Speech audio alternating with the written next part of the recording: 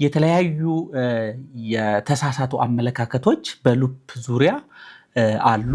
በብዙ ጥናቶች እንደተረጋገጠው ሉፕ የሚጠቀሙ እናቶች ሉፕን ባወጡ በወራት ውስጥ ያረግዛሉ። ስለዚህ በአጠቃላይ ስናየው ሉፕ የሚጠቀሙ እናቶች ያልተፈለገ ሰውነት ክብደት እንዲጨምሩ አያደርግም።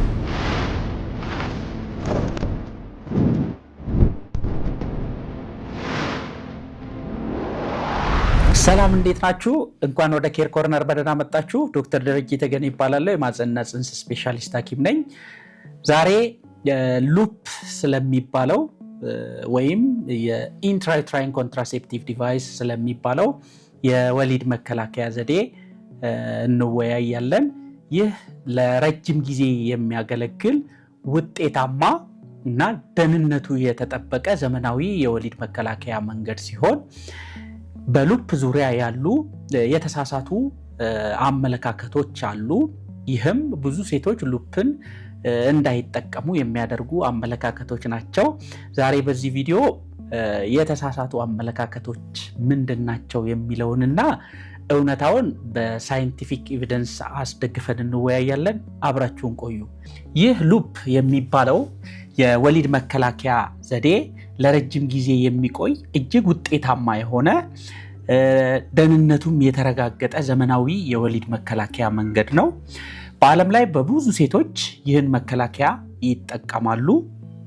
ነገር ግን ምንም እንኳን በጣም ውጤታማ ሴፍ ኢፌክቲቭ ቢሆንም የተለያዩ የተሳሳቱ አመለካከቶች በሉፕ ዙሪያ አሉ። እነዚህን የተሳሳቱ አመለካከቶች አብረን አድሬስ እናደርጋለን። አብረን እንቆይ። የመጀመሪያው የተሳሳተ አመለካከት ሉፕ መካንነትን ያስከትላል የሚለው ነው። በብዙ ጥናቶች እንደተረጋገጠው ሉፕ የሚጠቀሙ እናቶች ሉፕን ባወጡ በወራት ውስጥ ያረግዛሉ።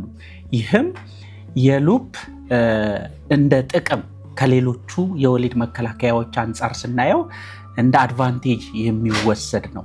ስለዚህ የትም ሳይንቲፊክ ኤቪደንስ የለም ሉፕ መካንነት ያመጣል የሚል ማለት ነው። ስለዚህ ብዙዎቹ ጥናቶች የሚያሳዩት እናቶች ሉፕን መጠቀም ባቆሙ በወራት ውስጥ ማርገዝ እንደሚችሉ ነው። ተሳሳተ አመለካከት ሉፕ የሚሰራው ወይም ደግሞ ጽንስ የሚከላከለው ውርጃ እንዲከሰት በማድረግ ነው የሚለው ነው። ይህም እንግዲህ ሉፕ አሁን ያሉት አቬይለብል የሆኑት አዩሲዲዎች በይዘታቸው በሁለት እንከፍላቸዋለን። አንደኛው ኮፐር ያለው ይህ ያሳየዋችሁ እኔ ጋ ያለው ኮፐር ኮንቴኒንግ አዩዲ የምንለው፣ ሁለተኛው ደግሞ ፕሮጀስትሮን ያለው አዩሲዲ ወይም ሉፕ የሚባለው ነው።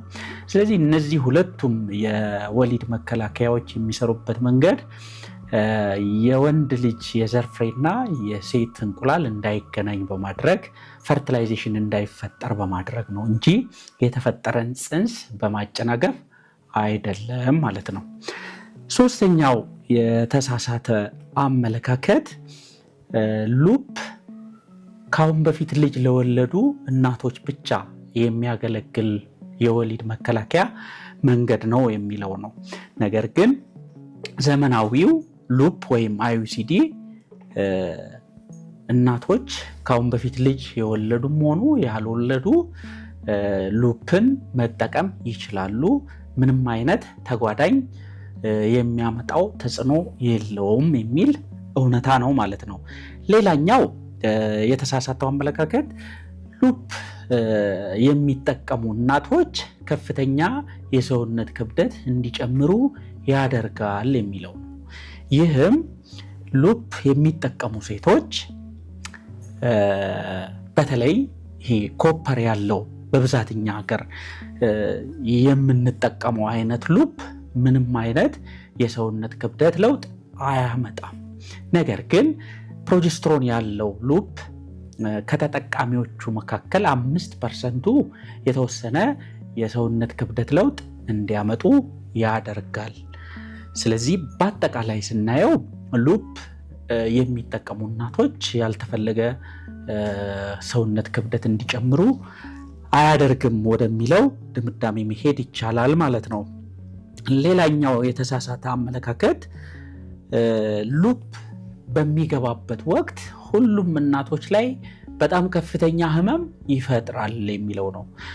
ሉፕ እንግዲህ በሰለጠኑ በጤና ባለሙያዎች በጥንቃቄ ማህፀን ውስጥ የሚቀመጥ የወሊድ መከላከያ አይነት ነው። የመግባት ሂደቱም ከ3 እስከ 5 ደቂቃ የሚፈጅ ሲሆን ይህም በሚገባበት ሰዓት የተወሰነ ማህፀን አካባቢ መነካካት ስለሚኖረው የተወሰነ ደረጃ ህመም መፍጠሩ የማይካድ ነው። ነገር ግን በሁሉም ሴቶች ላይ ከፍተኛ ህመም አይፈጥርም። ስለዚህ ጤና ባለሙያዎችም ሉፕን በሚያስገቡበት ሰዓት ከ30 ደቂቃ ወይም ከ1 ሰዓት ከፕሮሲጀሩ ቀደም ብሎ ህመም ማስታገሻ እናቶች እንዲወስዱ ያደርጋሉ ማለት ነው። ስለዚህ ይህም ብዙ ጊዜ ሴቶች ሉፕን እንዳይጠቀሙ ከሚያደርጉ የተሳሳቱ ግንዛቤዎች መካከል አንዱ ነው ማለት ነው። ሌላኛው የተሳሳተ አመለካከት ሉፕ በተጠቃሚዎቹ ላይ ማህፀንና ማህፀን አካባቢ ኢንፌክሽን ያመጣል የሚለው ነው። ይህም ሉፕ ተጠቃሚዎች በቅድሚያ ማህፀን አካባቢ ኢንፌክሽን እንደሌላቸው በጤና ባለሙያዎች ይረጋገጣል ከመግባቱ በፊት። እንደገናም የሚገባበትም ሂደት ኢንፌክሽን እንዳያስከትል በጣም በጥንቃቄ የሚገባ ከሆነ ምንም አይነት ኢንፌክሽን አያመጣም ሉፕ ማለት ነው። ሌላኛው የተሳሳተ አመለካከት ሉፕ በግብረ ስጋ ግንኙነት የሚተላለፉ በሽታዎችን ይከላከላል የሚለው የተሳሳተ አመለካከት ነው። ሉፕ ምንም እንኳን ውጤታማ የሆነ የእርግዝና መከላከያ መንገድ ቢሆንም ሁለቱም አይነት ሉፖች በግብረ ስጋ ግንኙነት የሚተላለፉ በሽታዎች እንደ ኢንፌክሽን ላይክ እንደ HIV የመሳሰሉ ኢንፌክሽኖችን የመከላከል አቅም የላቸውም። ይህ ግልጽ ነው። በተለይ ወጣት ሴቶች ሉፕ ካደረጋችሁ ከኢንፌክሽንም ይከላከልልናል ብሎ ማሰብ አንዳንድ ጊዜ የሚያጋጥም ነው። ይህ ግን ስህተት ነው። ከነዚህ ከግብረ ስጋ ግንኙነት የሚተላለፉ ኢንፌክሽኖች ለመከላከል ሉፕን ከሌሎች ተጨማሪ ከነዚህ አይነት ኢንፌክሽኖች ለመከላከል ከሉፕ በተጨማሪ እንደ ኮንዶም ምናምን መጠቀም እጅግ በጣም አስፈላጊና የሚመከር ነው ማለት ነው። ስለዚህ ውድ እናቶች ወሊድ መከላከያዎችን በተመለከተ አንድ የወሊድ መከላከያ ምንም አይነት ተጓዳኝ ኢፌክት የሌለው ለሁሉም ሴቶች ምቹ የሆነ የሚባል የወሊድ መከላከያ የለም። ሁሉም የወሊድ መከላከያዎች የራሳቸው ተጓዳኝ ሳይድ ኢፌክቶች ሊኖራቸው ይችላል። ይህ ደግሞ እንደየሴቱ እንደየሰው ሊለያይ ይችላል። ስለዚህ ሉፕም በጣም ውጤታማ ለረጅም ጊዜ የሚያገለግል ደህንነቱ የተጠበቀ የወሊድ መከላከያ ዘዴ ነው። ስለዚህ ሐኪማችሁን በማማከር በሰለጠነ ጤና ባለሙያ ልትጠቀሙ ትችላላችሁ ማለት ነው። የዛሬው ትምህርታዊ መረጃችን ይህንን ይመስላል። ይህን ትምህርታዊ ቪዲዮ ከወደዳችሁት ቪዲዮአችንን ላይክ አድርጉ። እንዲሁም ለሌሎች እንዲዳረስ ሼር በማድረግ ለኬር ኮርነር አዲስ ከሆናችሁ ቻናላችንን ሰብስክራይብ አድርጉ። አብራችሁን ስለቆያችሁ አመሰግናለሁ።